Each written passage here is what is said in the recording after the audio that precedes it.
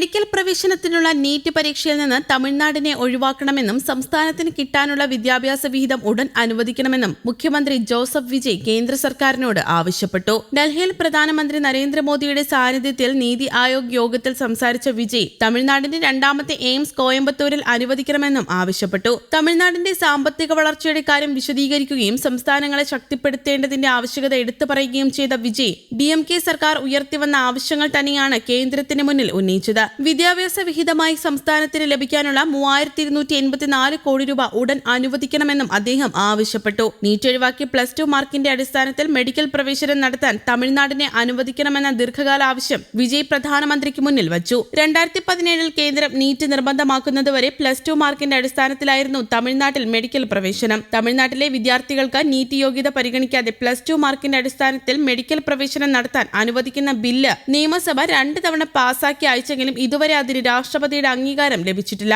അതേസമയം തമിഴ്നാട് മുഖ്യമന്ത്രി ജോസഫ് വിജയ് ഇന്ന് കൊല്ലൂർ മൂകാംബിക ക്ഷേത്രത്തിൽ ദർശനം നടത്തും. വിജയിയുടെ യാത്രാ ക്രമീകരണങ്ങളെക്കുറിച്ച് തമിഴ്നാട് CID വിഭാഗം കർണാടക പോലീസിനെ അറിയിച്ചിട്ടുണ്ട്. അദ്ദേഹത്തിന് ആവശ്യമായ സുരക്ഷാ ക്രമീകരണങ്ങൾ ഏർപ്പെടുത്തണമെന്നും അഭ്യർത്ഥിച്ചു. ഉച്ചയ്ക്ക് 12:30 മംഗളൂരു വിമാനത്താവളത്തിലെത്തുന്ന വിജയ് റോഡ് മാർഗം വൈകിട്ട് 3 മണിയോടെ ക്ഷേത്രത്തിൽ എത്തിച്ചേരും. പ്രാർത്ഥന നടത്തിയ ശേഷം ഉടൻ തന്നെ മടങ്ങാനാണ് തീരുമാനം. മുഖ്യമന്ത്രിയായി അധികാരമേറ്റ ശേഷം MGRും ജയലളിതയും കൊല്ലൂർ മൂകാംബിക ക്ഷേത്രത്തിൽ ദർശനം നടത്തിയിരുന്നു. അതേസമയം ഡൽഹിയിൽ ഇന്ത്യ സഖ്യ നേതാക്കളെ വിജയ് സന്ദർശിച്ചിരുന്നു. കോൺഗ്രസ് നേതാക്കളായ രാഹുൽ ഗാന്ധിയെയും സോണിയാഗാന്ധിയെയും ജൻപഥിലെത്തി കണ്ടതിനു ശേഷം CPI ആസ്ഥാനത്തെത്തി ജനറൽ സെക്രട്ടറി D രാജയുമായി കൂടിക്കാഴ്ച നടത്തി. മുഖ്യമന്ത്രിയായ ശേഷമുള്ള വിജയ് തന്റെ രണ്ടാമത്തെ ഡൽഹി സന്ദർശനത്തിലാണ് ഇന്ത്യ സഖ്യ നേതാക്കളുമായി കൂടിക്കാഴ്ച നടത്തിയത്. 3 ദിവസത്തെ സന്ദർശനത്തിനായിരുന്നു വിജയ് ഡൽഹിയിലെത്തിയത്. രാഹുൽ ഗാന്ധി തന്നെയാണ് വിജയ് സന്ദർശിക്കുന്നതിന്റെ ചിത്രങ്ങൾ സമൂഹ മാധ്യമങ്ങളിൽ പങ്കുവച്ചതും. കൂടിക്കാഴ്ചയിൽ എന്തെല്ലാം ചർച്ചയായി എന്നതിൽ വ്യക്തതയില്ല. തമിഴ്നാട്ടിലെ പുതിയ രാഷ്ട്രീയ സമവാക്യങ്ങളിൽ കൂടിക്കാഴ്ചയ്ക്കേറെ പ്രാധാന്യമുണ്ട്.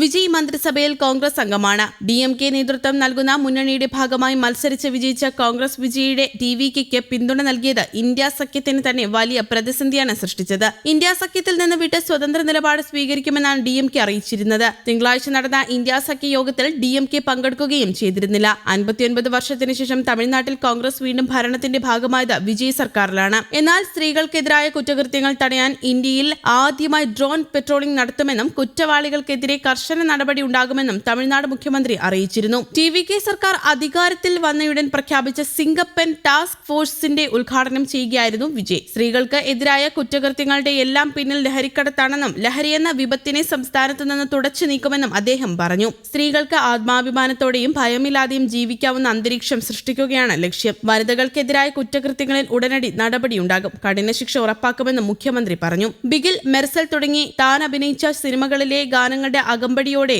നടന്ന ഉദ്ഘാടന ചടങ്ങിൽ സിംഗപ്പൻ ലോഗോ വിജയ് ടാസ്ക് ഫോഴ്സ് മേധാവി K ഭവാനീശ്വരിക്കും കൈമാറി പ്രകാശനം ചെയ്തു. സേനയ്ക്ക് നൽകിയ പെട്രോൾ വാഹനങ്ങളുടെ ഉദ്ഘാടനവും മുഖ്യമന്ത്രി നിർവഹിച്ചു. തുടർന്ന് പെട്രോൾ വാഹനം ഓടിച്ചു. 354 കോടി രൂപയാണ് പദ്ധതിക്കായി നീക്കിവച്ചത്. അടുത്ത ഘട്ടത്തിൽ ടാസ്ക് ഫോഴ്സിലേക്ക് 2500 പേരെ കൂടി നിയമിക്കും. വനിതകളുടെയും കുട്ടികളുടെയും സുരക്ഷയുറപ്പിച്ച് ഇന്നു മുതൽ നഗരത്തിൽ റോന്തു ചുറ്റുന്നത് 12 പെൺ സിംഹക്കൂട്ടങ്ങളാണ്. മുഖ്യമന്ത്രി ജോസഫ് വിജയ് ഉദ്ഘാടനം ചെയ്ത സിംഗപ്പൻ ടാസ്ക് ഫോഴ്സിലെ 12 സംഘങ്ങളെ നഗരത്തിൽ വിന്യസിച്ചിരുന്നു. Flower Bazaar, Washermanpet, Puliyanthope, Adyar, T Nagar, Saint Thomas Mount, Annanagar, Kolathur, Koyambedu, Triplicane, Mylapore, Kilpauk എന്നീ പോലീസ് സ്റ്റേഷനുകൾ കേന്ദ്രീകരിച്ചാണ് സംഘം നിരീക്ഷണം നടത്തുക.